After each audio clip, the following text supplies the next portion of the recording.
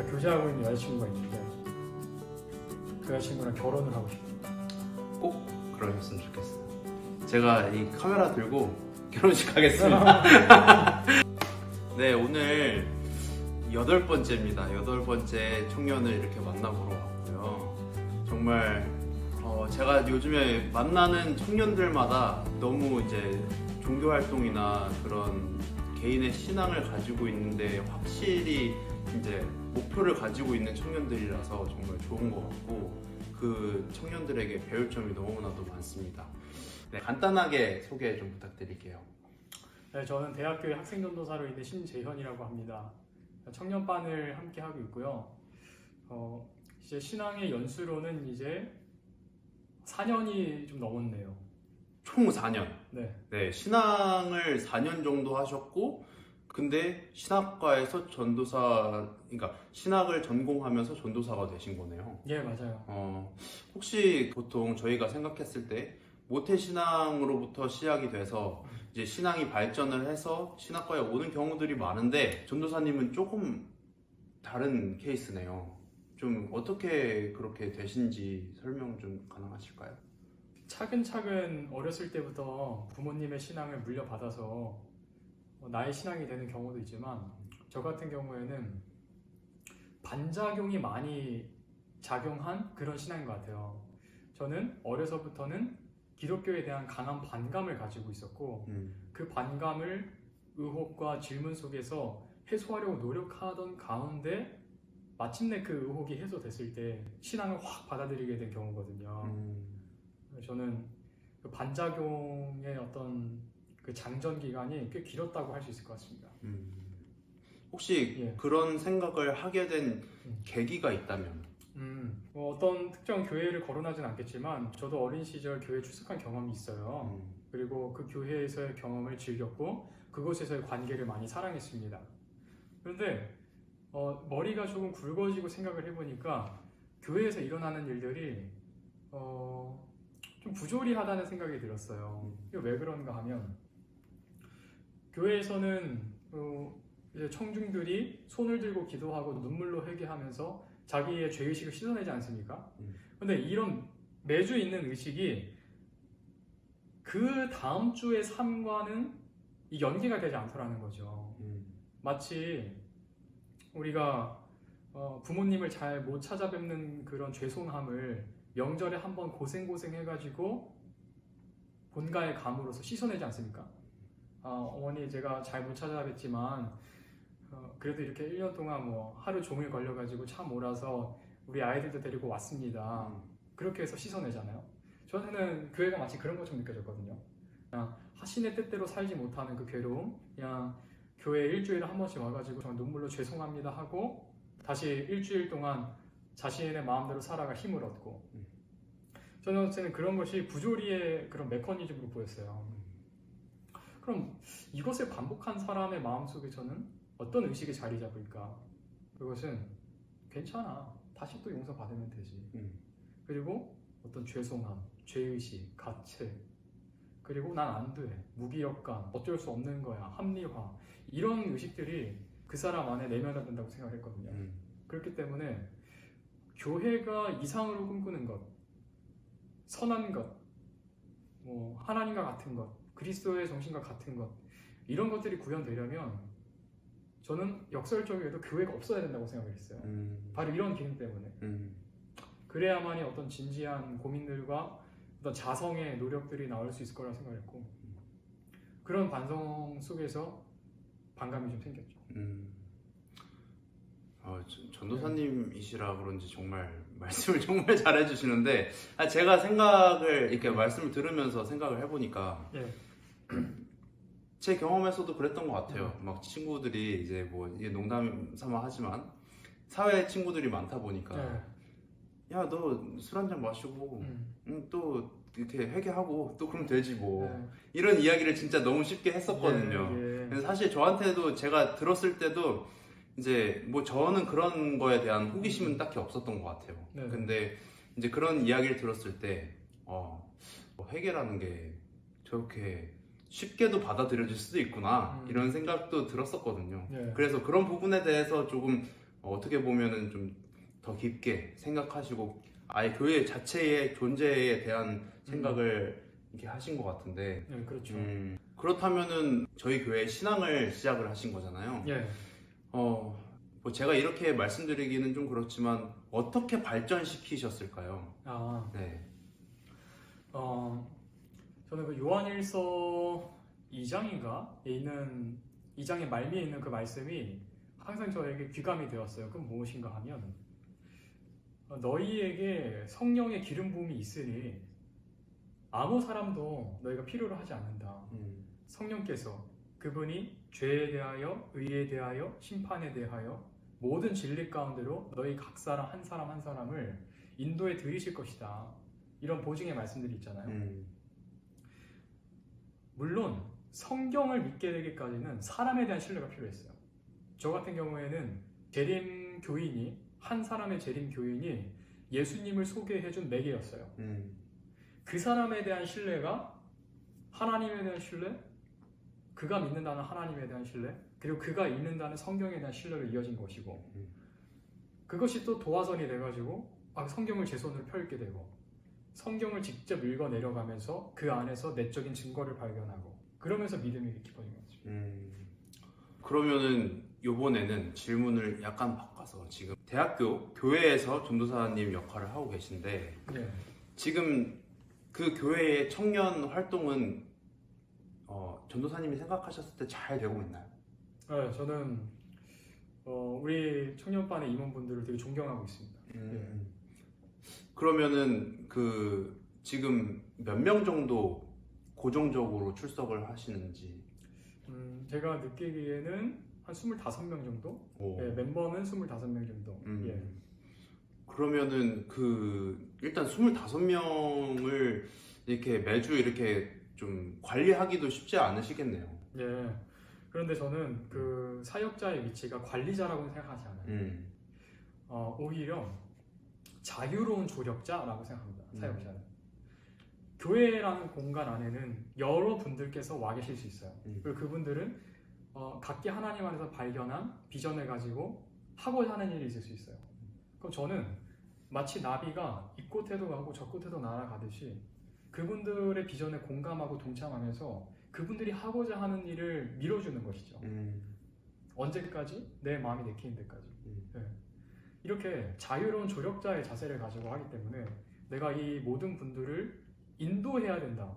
그런 부담은 전혀 없습니다. 그러니까 저한테는 이 사역이 자유로운 교제의 장이고 놀이의 장이고 그래요. 그럼 보통 요즘에는 그 청년반에서 어떠한 활동들을 하시나요?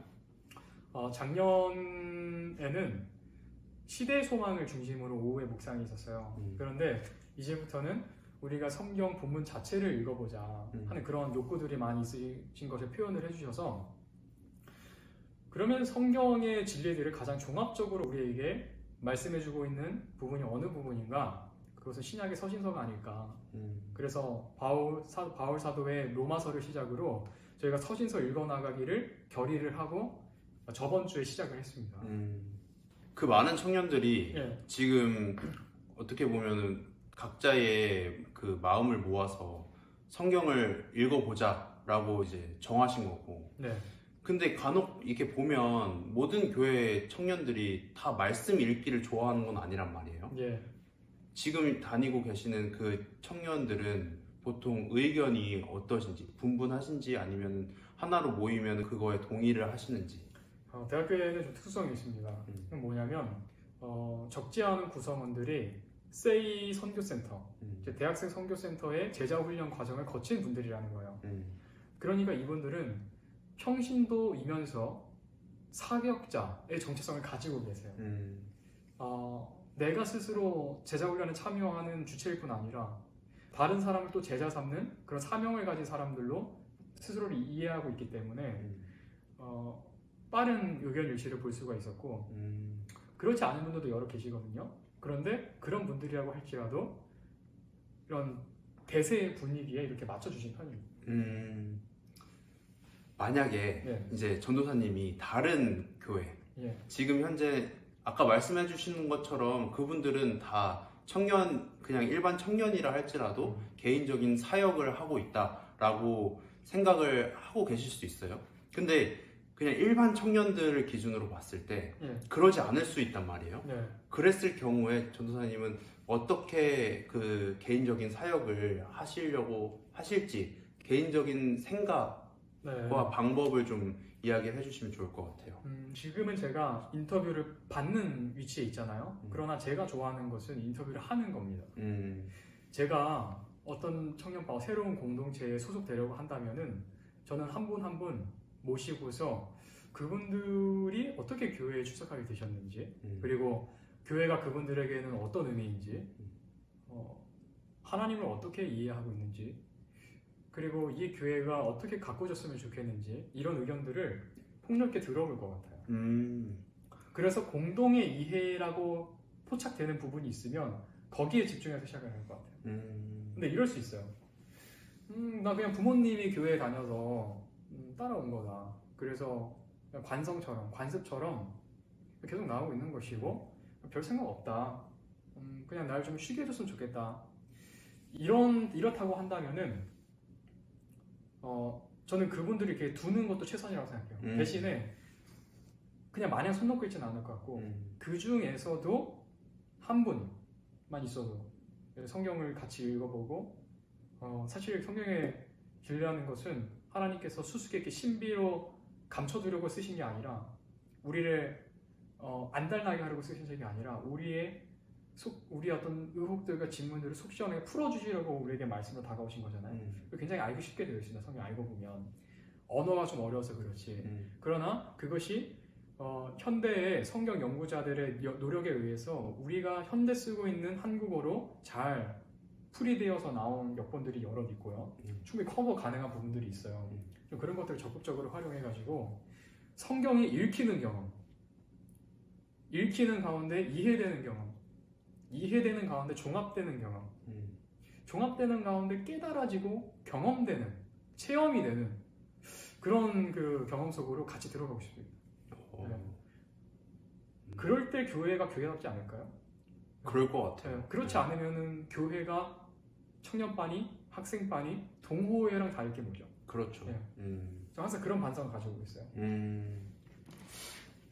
이런 생각을 가지고 계신 전도사님이 어느 정도 그 기준점을 교회 안에서 이렇게 청년반 안에서 잡고 계신다고 하면 정말 좋을 것 같아요. 사실 이 새달TV의 목적과 정말 부합하거든요. 왜냐면은 이 교회에 다니던 다니지 않던 다니다가 지금 떠나 있던 그런 친구들을 만나서 그 친구들이 생각하는 그 교회의 그 이미지를 저희가 좀 종합하고 또 그 친구들을 이제 지금 다니지 않는 친구들이라면 좀 데리고 와서 함께 하고자 하는 콘텐츠거든요, 사실. 그래서 제가 봤을 때는 전도사님도 저희 이 영상에 좀 참여해 주신 것 같은데 정말 좋은 말씀을 해주신 것 같고 전도사님이 혹시 뭐 지금까지는 어떻게 보면 말씀 중심으로 이제 활동에 대해서 이야기를 해주셨는데 이제 말씀은 어떻게 보면 당연해요. 그 교회 안에 다른 동호회와 다를 수 있는 부분은 우리가 말씀을 가지고 활동을 한다고 생각을 하기 때문에 그렇다고 생각하는데 이제 말씀 이외에 이제 말씀은 무조건적인 거고 말씀 이외의 다른 활동을 우리 청년들과 함께 한다고 하면 혹시 같이 하고자 하는 활동이 뭐가 있을까요? 그 사람의 자기 이해에는 끝이 없거든요. 그러니까 우리 각 사람이 영원한 관심사가 뭐냐? 나예요. 뭐 우리는 단체 사진 나왔대. 그럼 딱 그걸 봐도 나 어떻게 나왔지? 이거부터 본단 말이죠. 영원한 관심사예요 이게. 그거 중에서도 내 진로가 어떻게 될까? 그리고 내 연애사가 어떻게 될까? 즉 내가 앞으로 어떤 정체성 가지고 살아가게 될까? 그리고 어떤 관계를 맺은 살아가게 될까? 이거 영원한 관심사란 말이죠. 말씀은 절대 말씀으로 끝나지 않는다고 생각해요. 말씀을 묵상했으면은 그래서 그게 나랑 무슨 상관이지? 이게 내 삶을 어떻게 끌려놓을 수 있지? 이게 왜 나한테 지혜인 것이지? 왜 하나님의 지혜가 오늘날의 나에게까지 유효하지? 이런 것들은 스스로의 계속적인 자기 이해가 없이는 납득되기 어려운 부분이잖아요. 자기 이해는 끝이 없고 지칠 줄도 모릅니다. 저는 우리의 그 청년반 활동이 우리의 이야기를 더 많이 하는 시간이었으면 좋겠어요. 성경이 그렇대. 그걸로 시작을 해야죠. 우리가 성경을 봐야죠. 그리고 성경의 메시지가 이해가 됐으면은, 하나님의 뜻이 이해가 됐으면 그분의 시선에 이입해서 우리 자신을 또 볼 수 있어야 되죠. 그 하나님의 시선에 이입을 했을 때, 감정이입을 했을 때 우리 자신은 어떻게 보일까?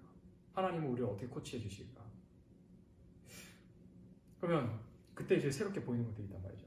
그리고 교회는 여러 사람들이 모인 공동체잖아요. 그래서 나 자신은 죽었다 깨어나도 볼 수 없는 어떤 것들을 서로가 봐줄 수 있단 말이에요. 그렇죠. 좋은 피드백들을 서로 해줄 수 있단 말이죠. 우리의 이야기를 해보자는 거예요. 저는 우리 청년반의 활동이 저마다의 정체성 인식과 달란트 개발에 기여할 수 있어야 된다고 생각해요. 그러면 좋겠어요. 얼마나 소모적입니까? 그냥 놀고 왔어. 잘 놀고 왔어. 근데 우리가 대학 시절에도 다 놀았잖아요. 뭐 고등학 시절에 다 놀았잖아요. 그 산출물이 뭐죠? 그 남아있는 게 뭐죠? 없단 말이에요. 다시 살아도 한번 그렇게 살래? 그렇게 다시 살고 싶어 하는 사람 거의 없을 거예요. 뭔가 남기고 싶어 할 거란 말이죠. 교회 활동도 마찬가지. 뭔가 남기는 방법은 성경만 파는 것도 아니고, 성경과 전혀 없는 활동에 매진하는 것도 아니고, 성경을 읽고 나서 그 시선에서 결국 우리 얘기를 풍부하게 할 때 이게 남는 활동이 된다. 이게 교회 활동이다. 그렇게 생각합니다. 지금 뭔가 소름이 돋는데 굉장한 말씀을 해주신 것 같아요. 동의하시죠? 네. 제가 사실 이 영상을 찍으면서 이런 경험을 사실 뭐 여러 번 해요. 정말 개개인의 이야기들을 정말 해주시니까, 그 개개인의 생각들을 다 이야기를 해주시니까. 근데 전에 영상을 함께 촬영했던 그 한라봉 청년이라고 있어요. 그 청년이 이야기를 한 게 있어요. 청년반에 와서 왜 본인들의 그 밖에서 할 이야기들을 여기서 또 하냐. 진짜 여기에서 많이 할 수 있는 무언가 활동을 해야 되지 않겠냐. 그 이야기를 딱 하는데, 그때도 맞아.